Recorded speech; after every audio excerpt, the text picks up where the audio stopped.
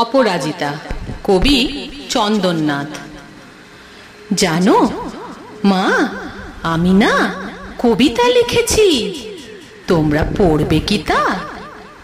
মার কাছে এসে খাতা মেলে ধরে ছোট্ট অপরাজিতা। মুখ ভার করে মা তাকে বলে, মাথা কি খারাপ হলো? ছাই পাঁশ সব না লিখে বরং অঙ্কের খাতাটা খোলো। মুখ ভার করে গুটি গুটি পায় গেল সে বাবার কাছে। ও বাবা, কবিতা লিখেছি, দেখার সময় আছে? মুখটি না তুলে বললেন বাবা, কবিতা লিখেছ? বেশ, পড়বো তো বটেই, আগে খবরের কাগজটা করি শেষ। অগত্যা গেল দিদির কাছে।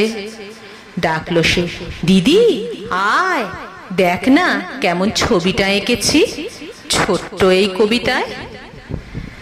দিদির দু চোখ টিভির পর্দার ঝলমলে রোশনায়। বলল, কবিতা তুই লিখেছিস?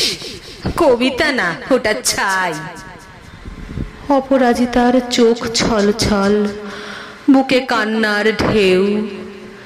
তার লেখাই প্রথম কবিতা দেখলো না পড়ে কেউ। একা ঘরে বসে সামনে তাকালো মালাতে সাজানো ছবি।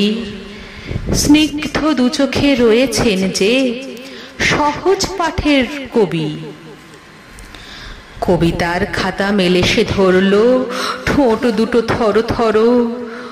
বলল, ঠাকুর কেউ না পড়ুক, তুমি এ কবিতা পড়ো। কি জানি কি করে কি যে হয়ে গেল এই কথার সাথে সাথে। রবি ঠাকুরের মালা থেকে ফুল ঝরল সে খাতাটাতে। মনে হলো তার সামনে দাঁড়িয়ে বুঝি রবীন্দ্রনাথ।